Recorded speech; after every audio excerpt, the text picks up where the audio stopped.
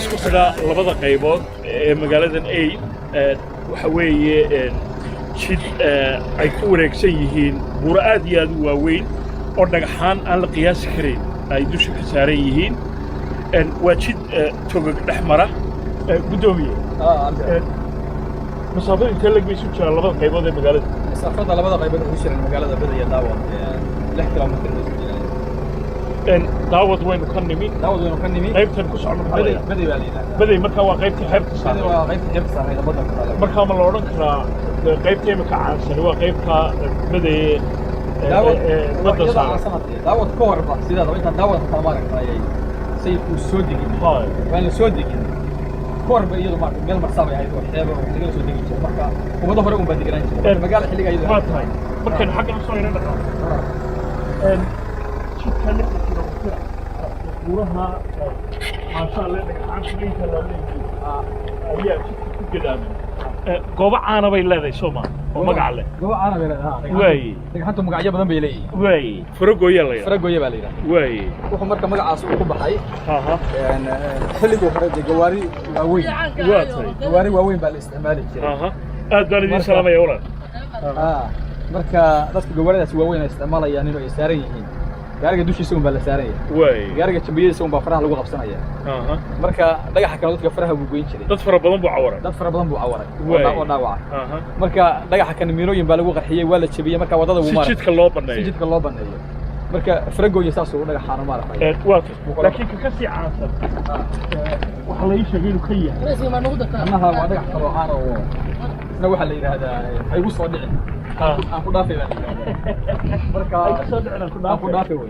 marka waa u jeedaa wadadii waa hoos maraysaa buurtii sare u dhagax saaran yahay waliba waa laba dhagax oo isku saaran weeye marka waa laga ducaysanaya miya khatar marka amni oo maaragtay imaan karda dadku waa ka ducaysanayaan oo magacu la baxay igu soo dhicin aan ku dhaafay intaan ku dhaafayo waxa igu soo dhicin inaguna waa inaynu taan ilaamayna marka hoos marayna marka soo la marayo waa ducaysanayna waa magacu waa la sheegay igu soo dhicin aan ku dhaafay لكن الحفر بضبط بوت كسر عصمة ومركب كوتشي كحلا xilliyada qaybtooda wali wax u badan yihiin xilliga maaragtay xilli roobaadka kadib waa la yimaadaa dhagxantii waa laga shaqeeyaa magaalada dhan baa soo baxda waa la iska qaadaa marka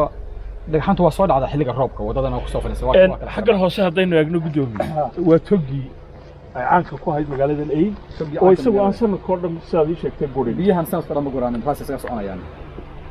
marka dooxan xaguu ka soo rogmadaa ilaa xagee dooxa kana waa ilaa tog dheer burcoy halka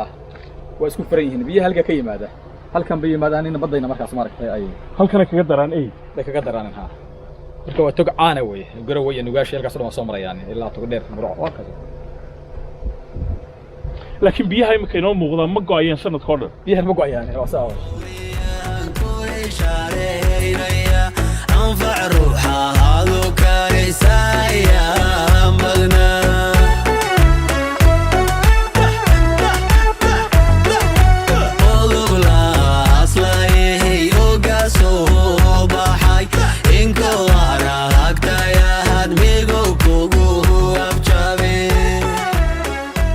iminka waxaanu soo gaadhnay qaybta xeebta saaran ee baday loo yaqaano ee magaalada Eyl gudoomiye qaybtani waxa la sheegay inay ka qadiimisan tahay qaybtii hore aynu soo aragnay daawad aad iyo aad qaybtan waa ka qadiimisan tahay qaybtii hore aynu soo aragnay daawad xilligii dadku ay deegaan ugu wareysay waa xilligii Sayid Maxamed Cabdulla Xasan waaye laakiin meeshaan marsay ahaan jiray waa ka qadiimisan tahay waana ka horeysay waana la deganaan jiray meeshaan baday maadaama ay marso ay tahay taariikhdeeda marka intee lagu qiyaasaa taariikhdeedu meesha tan ilaa 200 sano kama yara baday inta la degan xeebteedu aad iyo aad bay u qurux badan tahay wax dhagaxa ma laha waa xeeb isku siman oo ciida oo aad u qurux badan laakiin xeebtan waxa ay caan sii noqotay Soomaaliya ilaa dhowr iyo 10 sanadood ee ugu dambeeyay intii burcadbadeedu halkan ay joogeen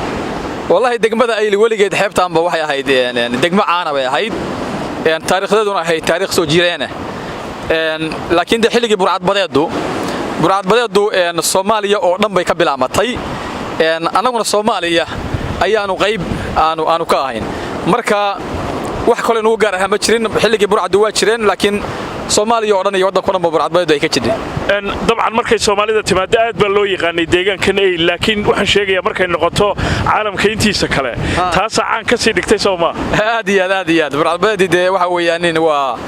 maadaama burcadbadeedu ay afduub ay u geysan jireen maraakiibta maaragtay badaha Soomaaliya iyo guud ahaan caalamka macnaha marka afduubkaas iyo caalamkii maraakiibtooda ay afduubayeen ba waxay keentay marka in caalamkii oo dhan meesha tan ay ka noqoto gudoomiye markay ugu badan yihiin maraakiibta la soo qafaashay halkan yimaada biyihii badana soo gaaray imisa markaba halkan isku soo gaari jiray والله مراكبتي كلها هذا وبدنان شيرين لكن كلها وحن أفيليا كلها تردي كلها وبدنا يدو هل كان مراكب لك يعني إلا يعني توان مركب إلا يكبر بين هانجرين مركب غيب كود marka nimanka burcadbadeedii hawshay wadeen maxaa saameyn ay ku yeelatay deegaankan wallahi deegaanka saameyn bay ku yeesheen haday noqoto mid amni de saameyn bay ku yeesheen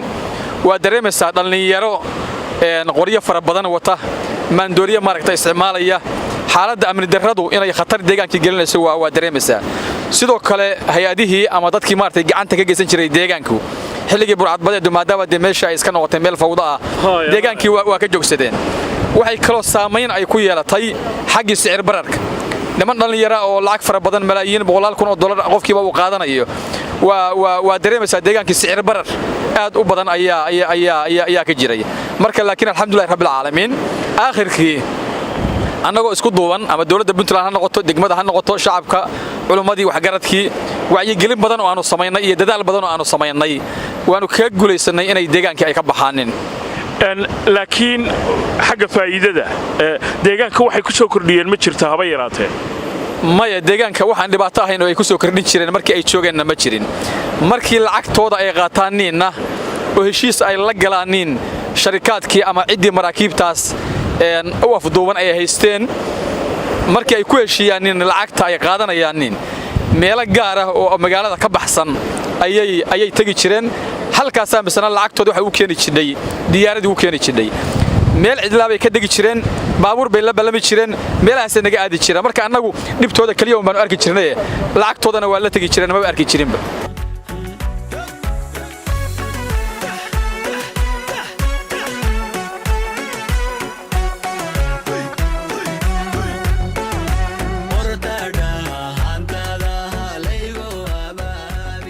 meelo fara badan oo deegaamada Soomaalida oo xeebaha kulaalaya ayaa markaa tagto inta badan aan kalluunka laga cunin oo dadku ay hilib dalbanayaan laakiin deegaankan ay waa ka duwan yahay sida arkaysaan kalluunka dhowr nooc loo sameeyay bal noo keenay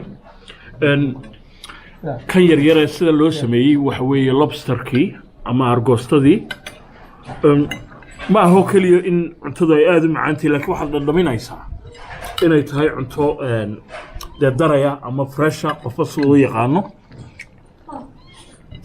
oo kalluunka waad ka garantaa dhadhankiisa inuu yahay kalluun cusub khaasatan kalluunka loo yaqaano lobsterka adduunyada aad iyo aad buu qaali uga yahay qofkii gooyin kara ama qof nasiib loomba cuna laakiin ayl waxa la sheegay in ay suurtagal tahay inuu qofku ku qadeeyo oo ku quraacdo oo uu ku casheeyo gudoomiye lobsterka deegaanka waa ku caan Soomaa aad iyo aad waa ku caan weeyaa waa tahay wadu jeedaan indee waa lagu qadanaya waa lagu quraacanaya waa lagu casheynaya qalli bilana maaha macnaha waa qof kasta waa gadan karaa $1 baa siiyay may kiradiisa waxa la siiyaa markii ay cad tahay macnaha oo ama nad la yiraahdo yaryarkuna waa $5 waaweyn kuna intaas waa ka badan yihiin marka laakiin $5 ba waxa ku dhergeeya waa kiilo dhan oo lobster oo $5 oo $5 waa ilaa 3 nin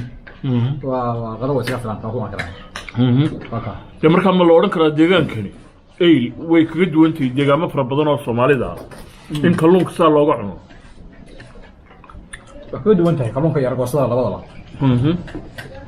رجل وصلها وش كلونك وعلى جيا بدي هلك كيلو هلك كيلو وهل دولار وهل دولار نوع الدولار بهالنوع وانا رجل وصلها قال سنه لكن نوع عدو بدل ما هو يعني وهل دولار يبر وحنا هو هل دولار حتى كوصية وانا كلونك شلاك اللي سوق بتشوفه ما كيس ذاك الصوت وفرش منه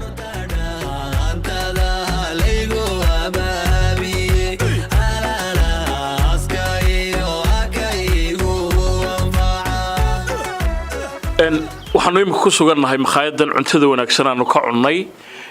iyo hodheelka Libin waxa iska leh Caasha Cabdikariin Xirsi oo iyadu qaadatay magaca magaaladan oo Caasha Ilba loo yaqaana intii aanan magaaladaba soo galin ayaa la noo sii sheego leeydi hadii aydan Caasha Il hodheelkeeda tagin Il meydina manin Caasha te magacii magaaladaba aad sitay Soomaa ما شاء الله عاش إيل بلدها مقالة دي وان كل شيء أنت أنا كلها كذي وحبان كبرتي وحبان كدلي شعيلة فربضان بيجا صومري ما شاء الله مركز دي أنا المقعقات ومركز واجبي هاي دي لكن حاجة عنتدي أرجنا سيدي لنو شيء جيبت هاي وحلاقي شيء جو كلا حاجة سوغان تندينا ويا رئيسنن هو جاي وحويان مركان وحركبة وحنشعل هاي هنا أنا قرت قرابة من هاي وحنا قراء في الود ذا مركا وحبان وحكا سمية ماسو وحنا أركو مركا يقول عصب أما الله يابو محكو قدام بيه مركا وحا يقول بيه هريري وأنا ما أدري أرجع زاد وفرح سمعي مركا هريري آد بان وصل دوينا دقمة عيل آد بان وفرح سمعي ما شاء الله وحنا أمسن هاي فرصة إلى هاي إنه نقرتي إنه يتهاي waxaan leeyahay heer soo dhawow dalkaaga iyo dadkaaga dadku jecel magaalada waa magaalo xadaariya waa magaalo qadiimiya dadkeedu waxa weeye dad maxay haytay ilbaxnimada iyo xadaariga isdhexgalka ku horeeya marka ku soo dhawow degmada Ayl aad iyo aad baad u mahadsantahay anigoo taa dhahayo waxaan idhi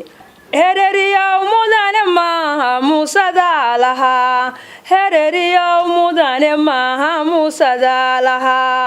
mahadilahay yaaragaagu waa macduun madaxiyo shacmaanta ihiloo dhan waa maqsuud dhammaan muxubiyo salaam baanu ku wadnaa adiyo saaxiibadahaayoo dhan waada mulkiya aad iyo aad baad u mahadsantahay aniga qudhayda deshaadkii baa iga weynaaday weli sugaantaas kale lama tirinina waad istaahishaa ma sha Allah aad iyo aad baad u mahadsantahay magaaladan aynu ku sugannahay magaceedana aad qaadatay iyada maxaad ka tiri bismillaah horta Ayl markii meeshii la fiirshaba Ayl de waa amaan waad u jeedaa badda iyo buuraha iyo biyaha iyo baadiya quruxda dabiiciga ah ee Ilaahay isku rakibay maanta waxa weeyaan indhahaga ku maraga taas oo ay tahay waxaan iri دقيله بالده جنوا كنايل ودقيله بالده جنوا كنايل بيها دولا يبهر دلا يدا بنانا دبع سنبوه راد الحيس كوعن بدا دهب جيفايو دولاران دمان ادا وشادا حيبتا دوهو يوكو حيريهين دوني داني نركاما هانتيدي بوهايا إننا إنان هو سوديهين لدونيا تياها قارنا يوما قاعينو دور نقدا أنا دالحيس ما انتهيريري ودالكاغا وعن ما شاء الله waxaan filayaa dee suugaan fara badan baad ka tirisay gaararro fara badan ma dhawo suug mid kala ku hartay waa tahay iyo halbad baan ku daray laakiin Ayl way badan tahay haaya ilaah baa deeq lahaa degaana ilbaa kuwa cambiyaha duulaya iyo beeraha ubax lagu dul jaray banaanada dabacsan iyo badiya buuraha isku xiran bilicda daaraha isku jaran bulshada nabad beegsatiyo barwaaqiyo khayrka yaal ninkii beriso arkaba uu soo boholyoobaya bilijka rabaaniga bilicda xeebteeda weyn bunkiyo dooyaha baraxan siximad boqolaala iyo waxaa badan soo fadhiya ninkii barashiyo dalxiis naftiisu u baahato beledka Ayl soo abaar burcadiyo boob lagama helo baahidu beledkan ka dheer waxaa buuxiya malay burhaanow kaan bihi barolo borotiinka iyo badiya dhiigaaga sare waxay naftu baahataba badiyo baxarkaad ka helin adoon beesaba ka bixin ilaabaa kuu baraxay bilijka rabbaaniga bilicda xeebteeda weyn bunkiyo dooyaha baraxan siximad boqolaala iyo waxaa badan soo fadhiya ninkii barashiyo dalxiis naftiisu u baahato beledka ayl soo abaar deherir adna wad aragta هاي نكي برشية دالحيس نفتي سو باهتو بلد كيل سو عبار beledka ayl soo abaar هاي waxaa laga helaa kalluunka iyo 30 kun oo jaada Way. ka sii badan alxamdulillah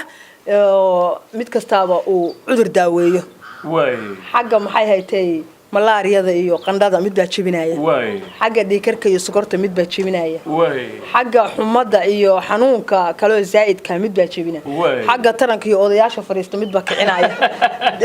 waxa weeyaan xagga cudurrada guud mid baa shaqo ku leeyahay marka wax kasta marka eelba ka dawaa ما شاء الله wax kastaba eelba ka dawaa soo gaara odayaasha dhan iyo ragga iyo dumarka iyo dhamaan Soomaali weyn iyo cadaan iyo madow iyo muslim iyo gaalaba waxaan u sheegayaa degmada ayl inay hodan tahay in ay tahay meel dalxiiska ku fiican inay tahay meel qadiimiya meel nabad taalo meel dadkeedu is jecel yahay meel aan qabyaalad iyo keen iyo maxay tahay qolqolada jirin laakiin caashay ma la oran karaa marka magac magaaladu ma sideetide safiiradna waad u tahay soo gabayada iyo geerarada iyo suugaanta maad gaarsiinay Soomaaliya oo dhan ما شاء الله وان شاء الله inaan gaarsiiyo Soomaaliya oo dhan baan jecelahay alxamdulillah laakiin waxa weeye eelna waa si gaar ah u jecelahay maanta ma maalintii ugu wanaagsanayd baad oran karaysaa mise maalmo ka wacan baa idin soo maray والله maantay waa maalintii kulba noloshayda igu wanaagsanayd sababtay tahay khabiirkii maxay haytay saxaafadda baa ay wareysanaya wayaa ku fadhiya Hereri oo aan taageero uga ahaan jiray codkiisa iyo maxay haytay raahda uu soo gudbinay aad u jeclaa dhamaanteena aan jecelnahay mahadsanid walaalo mar kale suugaantaada kale teebada inooga soo qaban lahayd horta suugaantayda waxaan jeclahay in aan ka soo qabto horta mid Soomaali weyn ah way sababtay tahay Soomaaliya maanta marxaladeeda waan u jeedaa inagoo oo marxalad fiican marayna ama mustaqbal inoo soo iftiimayo ba haddana waxa weeyaan waxyaabo aan munaasib ahayn baan maqlaynaa inkastoo aan cirifka Soomaaliya ugu dambeeyay aan joogno oo xaaladda xagga dawladnimada aanu hay'atay naga dheer tahay waatay haddana dadkaas waxaan jeclahay Soomaaliya inay walaal tahay in aan maaseed u diro marka taas waxaan hadda jeclahay in aan xabad dhaho fariintaasina maxay odhanaysaa markaa waxay dhahaysaa Soomaaliya maanta yarinteenu waa maqbuul Soomaaliya maanta yarinteenu waa maqbuul mustaqbal baa ifaya minni ba lama hadiya mustaqbal baa ifaya minni ba lama hadiya masiirka dalkeena qof walba mas'uul ka noqo masiirka dalkeena qof walba mas'uul ka noqo mataana isjecel sidoodiis wada mulkiya mugdi wixii gala muraha jacalo cuskado miskiintiyo maastu mara dhamayay ka bixin Soomaali waa magaci guusha dhammaan mulkiya taas baan dhihi lahaa waatay haddii aan wax yar kaa weydiiyo hodheelkaagan iyo makhaayaddan laga cunteeye isku qoofalan alaabtii hidiya dhaqankan halkan ku arkaa yaad ugu tala gashay inay daawadaan wallahi alaabtaan hidiya dhaqanka waxaan jeclahay horta sideedaba anaa hidiya dhaqanka jecel marka waxaan ugu talagalay dadka imaanaya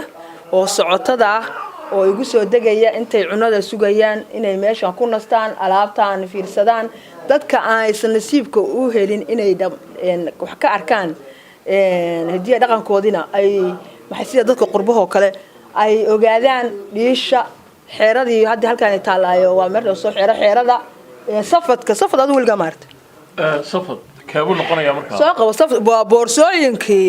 horta gaaladu xataa inaga ka xad moogta boorsada saa loo jiiday waa ka soo qabo waayad hore boorsooyinku jirin waa adigu 500 sano waa safad bal dhahay halkaas dharka lagu guri jiray واطي ديدنا ولا جيديا ما سي ولا بورسوي jiidaya halkan asaan dhahaya fiiri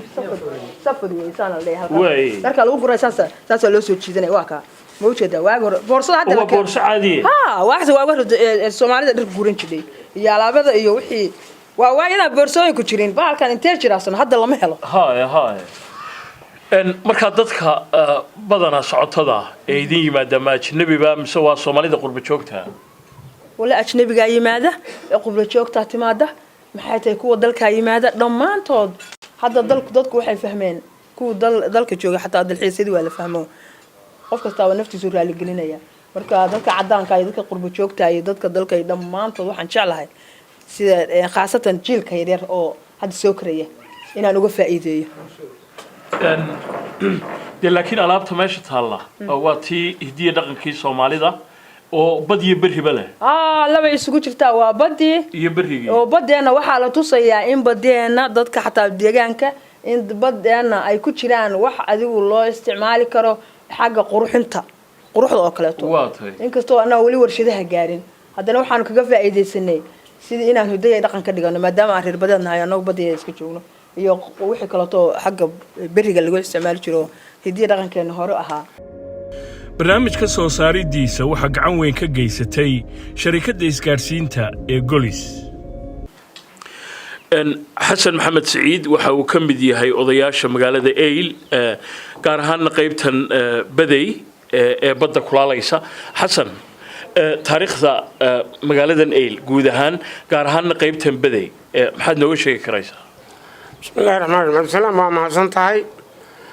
magaalada Eyl taariikhdeedu waa taariikh hore sida marka badan dhageystaan 1900 iyadoo ceel xoolo ku cabaanaya waxa Sayid Maxamed daarta daawad buu ka bilaabay 1904 uu dhameeyay kadibna waxay qalcadii uu degay kuwii ugu xoog badnaa maaragtay ay ahayd baday iyo daawad labadaba waa degay ciidamo u dhigtay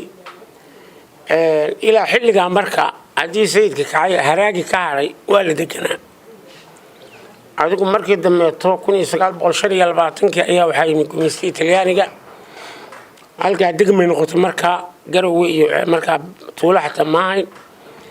degmo laga xukumo area nugaal bay ahayd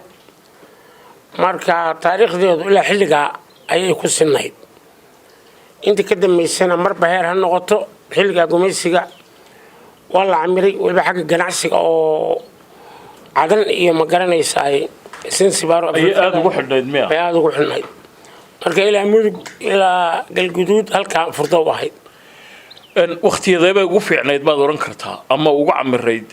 magaaladan Eyl xilligaas adigu 43 markii leegadu kacday ilaa adigu marar badan baa xoogay lagu kala tigtay laakiin ilaa 50 ilaa 69 markii si aad bari qabsanayay markaas way ugu dhaqaale iyo ganacsi iyo xadaar badnay sababta xoolaha ilaa galguduud ka yimaada meesha laga saar jiray Soomaali xoolo dhaqan jiray subaga iyo haraga iyo ariga nool iyo kulli halka laga dhoofin jiray isla marka badeecadu halkay ugu digi jirtay oo dooyaha ku soo xiran jiray miya dooyaha ku soo xiran jiray xilliga dooyo shiraac bay u badnaayeen dooyo shiraac ahaa motorku waa yaraa marka dooyaha ku soo xiran jiray magacan daawad iyo dabay ma waxa bixiyay Sayid Maxamed Cabdullaah Maxamed baa u kala bixiyay labada meelood marka gabayga waa tuulaha maandhow daawadiiu inay ka gelin cadow ku soo doontay ninka markuu uga tagayay durdurkana xaalaysanina daraasolaaskaaga marka daawad daarta isaga u bixiyay halkan badi daar buu ka dhistay halkan ka burburtayo hadda raadkeedu uu yaalo yar yahay taariikhda kale halkan ka sii muuqata baday maxaa ka mid ah sayidkii ku saabsan sayidkii waxa ka mid ah dhulkii uu dadka ka qubi jiray oo ilig oo kale oo la fihi dhawaan waa oo laayeen dadkii uu ka daadiyo sidoo dadka uga daadiyay waxa jira halkan hadii sayidku yimid dadkii joogo shacabka qaybna waa raacday qayb waa ka hor timid qayb waa qaxday oo boqor iyo halkaas uu qaxday oo baargaal boqortooyada ka jidhay qayb hubiye uu qaxday marka qaybtii ka hor timid buu wuxuu yeelay isagoo jooga ilig oo ciidankiisa joogo يعني من انقلاب غاليين marka nimankii warkii baa laga war helay waxa la biro inoo shir واي dadkii waa yimid nimankii waa la tilmaamay ilaa waa yimaadeen 10 nin buu soo xiray marka طبعا ها واي badda qarkaan oo kale dhaladiisa laga taagayaa ninka badda u xiga xabad lagu dhifanaya واي وإسراعيا كوي كلو جيدنا جيدنا واي بقولال قف بساكو دلي marka gabay buu ka dul tirinayaa ninka hada qodobay ku xigeenka oogis ba kamid aha ha gabay buu tirinayaa ciidan la yiraahdo Cisriyoola ha wuxuu leeyahay ninkii jaamacadda Carri la yiraahdo hogaaminaya inqilaabka marka wuxuu leeyahay haduu diinta raakubi lahaa rurma gaadheene wixii la dhigay baa tuquu kaga rakaatay rashka tuma Riyoola ku go'raasiyeeliga gabaygaas ka daba tirinaya marka nin wuxuu ahaa ninkii wax ku qabta ama ka hor yimid dilaha oo maarta dictator anaga ho muddo intee lag buu markaa deegaankan joogay ilaa 13 sano waa joogay way markii dambe taleex meesha lagu burburin doono buu guureeyo halkan wax yar buu ga tagay wuxuu ga guuray marka halkan wuxuu ga guuray niman baa la taliyay way waxay yiraahdeen geela iyo lo'da iyo halkan waa ku yar qarweeyo nugaasha inoo fiican way markuu nugaasha u guuray abaar baa ku dhacday muddo dheer marka gabay buu tirinayaa uu leeyahay reerkayga kama soo reerin rabadinka ahile niman bay ridaaminahay raalli ma ahayn gabay saasuu tirinaya oo uu leeyahay waan u darsan ha waa cataabaya waa marka xoogaa xaggaas oo xagga weerarkana maaragtay oo qoyga ka imaanaya bariga iyo way waa uga diyaar garoobi ogaaw marka halkaas uu guuray ma la oran karaa markaa sababtu halkan uga tagay waxay ahayd dadkii deegaanka oo ka soo horjeestay ما هو بدك واب قمية ومركيد ما تعتبر بملاها ينضوي لك رجع قبي حوله هذا دعيو جالي كذا دعيو ركب لايو يعني ذاتك المركة تعتبر إسكاك عيان ما بلاهين لكن حق الصبح وجوري ما تقنا هذا خصوصي تبعات النساء وليس السريع أو عيران حق يوفي على إنه جور حبينا وما يلا بيدا حقا هل كان حقا وفقتها بالي بدر قوي مركة الدعوات علونهم على مطرمها على علوش اللي قالوا علوه مركة حقه قيس تجيو حسنو ديجان كانت كلها لا تهذو مياه هدي الله ها ولي كانت كلها وراي ها ديجان كان أدبر طبعا وتقانا وضياشي ساد كمت هاي محوك قدوي يبادرون لي ديجان ماذا كلام محاو قارة وحبهم إيه وحبهم بقوا قارة هذا المركة قيمة يسجروا ويقرنوا هذا قال كعيو هذا وحوك قدوي هرت إلهي مهدي إلهي بس كلام نجى هاي ومن لمانه وحويا قبيلة الصوماليات قبيلة عند قرين متشرو تقال هذي كمان عينه كلام براكين إلا قصة حماهاني وحكلوا لي شقة جوكتا عمل جوكتا بضع وقف كشقينا إياه حلي كسر ماركت شقة وديار وحكلوا لي هذا كان دجان كان بولود سوق الصوماليات اللي كلا دعوي قبلها لك هاي هذا قفكم مركو حتى الموكره وحبر شيء المي قال مع المي كلته وشقتك يابا oo xoogii Soomaaliya oo ma taqaanay marka mid la deegaanka badii iyo bishii buu isku leeyahay oo laba maash adigu beeraha un baa ku yar iyaguna hadeer magaalada aageeda iyo waxa samaartay ayaa laga sameeyay mid la deegaanka waxa ka dhacda mararka qaar kood markii garaha iyo xagga cadaaladii adkaato hadeer odayaasha badan waa bixin laakiin ayl baa loo soo rari jiray oo markii garow iyo qardho lagu heshiin waayo waxa loo oran jiray reer ها علمي odayaasha reerkaas badan ka soo baxay marka waxyaabo badan bay leedahay waxyaabo badan waxa kale oo ka jira dhaqamadii hore Soomaalida oo xagga xididnimada xagga Suuriyada xagga ergooyinka xaggan waa ku wanaagsantii xaggan maxaa la marag leh hadana faan noqotay ugu fiican tahay waatay xaggaasi waa xaggii dhaqanka xagga nolosha deegaankani muxuu kaga gaariyay dhulka nolosha wallahi dhul baan horta nolosha xaggeeda ka horeeya oo inkastoo aan goob soo saarnahay haddana xagga ganacsiga ma aragtay oo horumarka ma taqadumka xoogaa meeshan waa meel laga shaqaysto laga tago marka xagga ganacsiga laga fiican marka aan u sheego oo qofku waxa laga yaabaa lacagtu soo dukaan hadduu furto inaanu kal hore ku furtay sanada inuusan waxba ka haynba oo wax soo gelida maaragtay oo lacagta waana dhaaftaa waxyaaba noo celiyana maaragtay oo jirkuleeshana ku wareegtay ma lahin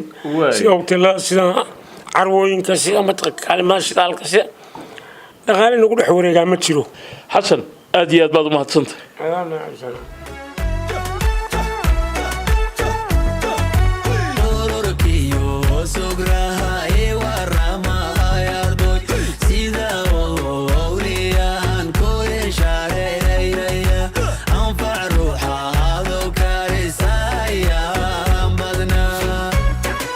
iminka waxaanu ku sugannahay xarunta iskaashatada kalluumaysiga ee danwadaag ee degmada Eyl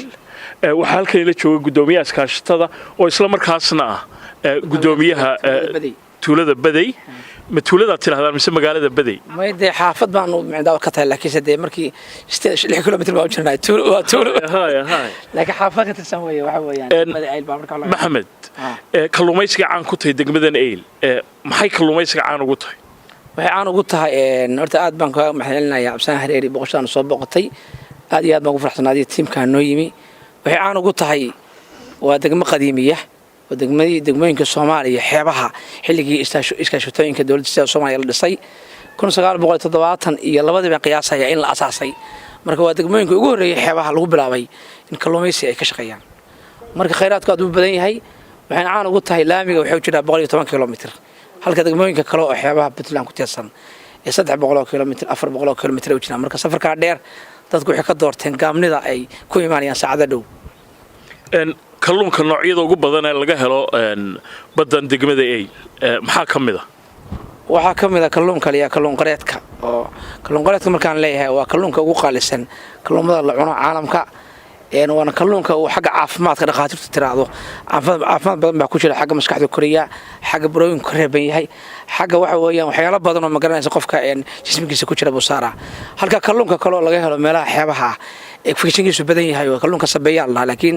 halkan waxa ku badan kalluun qareedka la yiraahdo kalluunada kale qaaliga ah ee la sheegay deegaankan inuu hodanka ku yahay waxa kamid ah lobsterka ama argoostada ma aad buu ugu badan yahay aad iyo aad buu ugu badan yahay waxyaabaha lagu tiriyo inuu ku badan yahay hadda qalabkan waxa lagu shaqeeyaa waa argoosto iyo kalluun marka la fiiriyo waxyaabaha kale degmooyinka ah waa degmada kaliya oo xaggan argoostada laga soo doonto bay ku jiraan marka ma badana hodan ku ah degmada Eyl mise idinka deeq khibrad u leh sidii loo soo qabanayay maayda dadkuna waxa way khibrad bay u leeyihiin badan hodan bay ku tahay degmada Eyl waa degmo aad u yani xeebtada u dheedhahay xagga waxay ka jiraa garacad degmada garacad bay xuduud la leedahay xaggana waxay leedahay bayla marka waa degmo inta xeebteedu dhantahay marka sidaas xeebteeda kalluumaysatada aad u badan ay degan yihiin marka sidaas ay hodan ugu tahay anaguna waxaan u leenahay khibrad loo lahayn dabcan lama soo saaro waxaan qiyaasayaa intii ka dambeysay burburkii dawladda dhexe Soomaaliya in waqtiyada qaarkood kalluumaysigu uu dhulka galay oo kalluumaysi nafli aanu jirin goorma dib u soo noolayseen aad iyo aad baan mahadsantahay waa su'aal fiican waxaan u soo nooleynay anaga hadda waxaan iskaashataan la asaasay 1900 waxa weeye 1900 bishii shanaad May 28keedii baa la asaasay xilliga waxa weeye markii la asaasayay kalluumaysigu uu yaraa oo doonyo micnihii sharci darro ah oo Yemen iyo Cumaan ka yimi baabada boobi jiray ka shaqaysan jiray marka waxa ay dawladdu ay xoog ka saarnay in la tayeeyo iskaashatooyinka in qalab la siiyo halkaas ka aragtid waxaan ag taaganahay talaagada ay iskaashatoodu leedahay waxa maalgelisay hay'ad la yiraahdo NCA Kaalana Wayflus iyagoo noo soo marinay isla markaa ahaantaasna wasaaradda kalluumaysiga noota dariiq loo soo marinay iyagu si daaragteed noo keen marka waa gawaarida qaboojiyaasha ku rakiban yihiin magaalooyinka geeyay kalluunka waa waxay kula qaybsan yihiin gaariga qaadiyay oo safarka galiyay labada kalena waa labadii mid haynaysay labada kalena balan soo eegno midaan gaariga saaran oo kale hadaba aan gaari saarnayn -25 aan dhahaa waxa weeye waa qaboojiye -25 marka waa heerka qabowga ay ku haynayso kalluunka miya kalluun ku haynayso way halkaana waxa la -40 ama freezer baa la dhahaa waa kii barafka ku haynayay oo wuxuu la dhigmaa labadaas oo la isku dhiftay qabowgooda oo waxa caalamka waxa loo gataa -40gaas wax marka waa shay aad u qaaliya waana qalab ma garanaysaa aad iyo aad tayo u leh waxaan kaga faa'iidaysanaya halkan waxaa jiray in madaxweynaha dowladda Puntland sida Cabdullaahi Dani uu mar booqasho safarka ama degmada ay ku yimi uu booqday xaruntan iskaashatada iyo qaybaha kala duwan uu ballan qaaday dadka kalluumaysatada meel ay joogaan Puntland inuu tayeeyo oo xagga qalabka xagga gaadiidka xagga wax weeyaan tababarada ee casriga ah uu naga ballan qaaday insha Allah billahi kariim waan ka sugaynaa waan ku faraxsanahay macnaha madaxweynuhu sidaan oo dhaho wuxuuna yiri degmadan waxay ku tahay xeebta weyn bay leedahay waxaan uga faa'iideynayaa dadka reer Puntland guud ahaan waxaan uga faa'iideynayaa inay xeebta dadka looga faa'iideeyo oo dadkii lagu jeeyo shaqaabar looga dhigo badii marka sidaas aan uga ku shaqeynaa hadda xilligan waxaan ku jirnaa xilliga dabaylaha oo badda Hindiya say uga dhacday duufaamiye kala duwanaa waxa isbedelay way kacsantahay waxa isbedelay cimiladii oo hadda 3 bilood badal lama gelin si loo haddii aan badal la gelin muddo 3 bilood kalluunku xagu ka yimaadaa kalluunka de waxa loo galaa badda marna toos ay u furan tahay oo laga baaqamayo marna waxa weeyaan si yar baa loo galaayo cid yar qof iyo labo baa galaya marka nolol maalmeedka waxa laga cunayo waan ka helnaa de anagu nolosheedii baa badda ah wax way qaab loo qabsadaa jira laakiin shaqo toos oo wax la dhoofinayo iyo wax la rarayo gobolada la geenayo hadda anagu kalluunka waxaan geyn jirnay garow waan geyn jirnay gobolka inta koor hadda se waxaan galay gaab xogaa suuqii oo nagu xumaaday oo suuq laan ay jidho hadda se waxaan dareemaynaa suuqiyo soo kordhaya iyo sidoo madaxweynuhu noo ballan qaaday isbedel socda iyo tayeyn qalabkan oo kale muxuu idinka taray markaas sidii wax soo saarkiina u xoojin leeyeen wax nooga taray waxa weeye sadar muqdo wax leeyahay Soomaaliya doonto qof aan daawl wax haysan meel wax gashada ku qabaysan iyo nin haatan helay qalab qaboojiye ay wuxuu helo gashanaya kadibna isagoo fresh oo qabow isticmaalaya way kala duwan yihiin wax badan ma noqon dad qalab haysta tayeysan ma nahayo shaqeysan kara marka ay ugu fiican tahay baddu kalluun intee lag baa soo saari kartaa kalluunka de waxa weeyaan wuxuu ku xiran yahay xilliga la shaqeynayo iyo xilliga kale intaan doono tan 10 tan 30 tan 15 tan ma saari karna laakiin waa bishii laakiin se waxaan farba aan ugu haya doonyaha shisheeye oo sida Yemen iyo wali ma jiraan kuwaas waa jaan iyo Cumaan iyo badii ku haya farabaan oo kalluumaysatadii markay qaybta banaanka soo saaray meel ay aadeen bay waayeen marka iyada ruuxooda waxa weeye hadda inta coronavirus ku dhacay way yaraadeen oo waxaan siridee cudurkii xakameeyay marka halka waxba kulli ka yaraaday waqtigii budcadbadeedu ay halkan xoog lahayd doonyaha shisheeye ma iman jirin Soomaa waxaas ma iman jirin caalamka dhan baa laga ogaayo meel laga dagayayo ka shaqaystay aan jirna marka way ka baqay jireen baqdin bay ugu carari jireen hadda se inta wadankii isbedelay racbadka wadanka waa ka baxday racbadda waan dhaafi jiray sida gudoomiyaha warbixinta hore ku siiyay naguma hakan jirin laakiin dadkii baa isku haray wixii waa la bedelay dawladda Cabdiraxmaan Faroole xilligaa jiray gacan bira lagu dhigay hadda wadanku waa nabad burcadbadeedna kama talayso kama shaqeyso wayada waxa horumarnada iyo iskaashatooyinka la siinayo qalabka kalluumaysiga ay badan ka faa'iideystaan marka xilligaas wax weeye dabcan biqjeen laakiin hadda waxay nagu hayaanin farab aan doonyuhu markaad sheegtay in ilaa 10 ilaa 15 tan bisha soo saari kartaan kalluunka xaddiga leh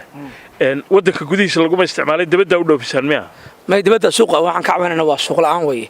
dibadda waxa weeyaan uma dhoofino waxyaalaha codsanayno inaan helno kambaliyaal dibadda naga qaata khayraadkan hayno mid la soo arka meeshii sarfeen ku soo sameeya bal waxaan ka sheekeynaa qofka markii waxa loo sheekeeyay markuu arko waa kala duwan yahay sida hadda cabsanahay ay soo boqdo marka waxaan jecelnahay in ay kambaliyaashu noo yimaadaan nin dawladda xoog saaraysa sida dadka u tayeyn lahayd badda khayraad badan baa ku jira isla markaana dawladda inay xoog saarto sida doonyaha shisheeye oo badda sida xoog u baabaya in wax laga qabto hadii la yiraahdo waxa la tayeenayaa iskaashatooyinkii iyo kalluumaysatadii isla markaana badii boob lagu hayo hadee labadii isma qabanayaan marka waxaan usanaynaa in dawladuna xoog saadho dadkaas wax xataa xad loo kala sameeyo dawladdu dabcan ka qaada cashuur dawladdu dabcan badeena ciidan doonyahana sheegaysa waa qaar liisan haysta markaa waxay ku leeyihiin markii aan ku dhawaano liisan bela soo baxay warqad cad Puntland u geysay laakiin waxaan ku leenahay xuduud badda laga saaray ma leeyin in xad 13 kilomitir wasaaradda kalluumaysiga haysa ilaa 15 kilomitir inay naga joogaan oo badweyntaas ka baartaan annaguna aan inta ka hooseysa baa naga badan aan khayraysano marka sida xataa hadii loo xadna loo kala sameeyo oo waxyaalaha wax weyn aan la leeli karin laakiin badda laga saaro hadda hore way ka wadhamaamayaan dadaliya imka waxaan soo galay hoolka laga sheegay in kalluunka lagu habeeyo halka gudoomiye xoog sameeyo halka waxa loo sameeyo kalluunka ayaa lagu guraa markii la qalayo biyana waa lagu soo banaanka u baabiyo qorrax u dilan oo isbedel biyaha sahaynaya cusbaa lagu daraa لا كذب على بس كلام habeyntii marka halkay ka bilaabaysaa halkan ugu maydhay لأنه هو سوف qaybtan kale maxaa lagu sameeyey qayb kan kale xilligii dowladda Soomaaliya waxa lagu sameeyay libaax libaax kullu tafiiq badan buu leeyahay libaax asaasa loo dhigaa qasba la mariyaa waa lagu dadaa xilligii dowladda libaaxa marka kalluun ahaan baa loo cunaa sida soo kalluun ahaan waxa laga yaabaa mush waxa laga yaabaa Bambaas waxa laga yaabaa Kenya بكات ساكت قبل هاي واحد بشكل هاي واللي si fiican baa looga cunaa deegaanada تكفيسه وليه أفرد خطر بكيلة kiiladii waa $100 $100 معناها وكذا libaaxu siduu ku yihi badan قد أبو بداية لكن واحد مصير قلب في الوصف بحاله شيء مركب بدأ بداية يعني لا أهم إن لك عاون أنت oo maqalab gaar u baahan yahay marka soo joogaa baahan doonta lagu shaqeynaha matoorka shaqeyn lahaa shiraagta soo qaban lahayd shiribka loo dhigi lahaa qalabka qadar waa yaqaan marka qalabka waxa jecelna in la ka caawino ka faa'iideysano لو نفر أمرني oo libaaxu saas qaalibi بقول دور ما كيف نسميه عكس لو عاوز ما دور على كيف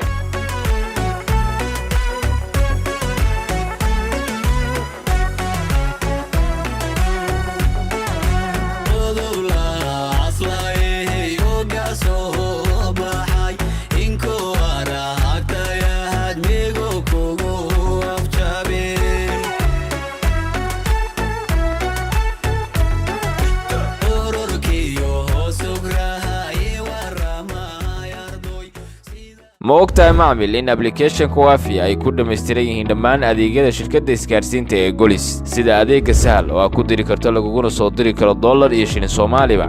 sidoo kale xawaalada taaj ayaa ku isticmaali kartaa adigoo u diri kara lacagaha dhammaan daafaha adduunka oo dhan waxaa sidoo kale abka ka dhex maamulan kartaa akoonkaaga bangiga adigoo weliba si dhow ula soconaya dhaqdhaqaaqa Visa card-kaaga application-ka waafi waxaa sidoo kale ka wici kartaa dhammaan daafaha adduunka oo dhan adigoo isticmaalaya SIM card-kaaga golis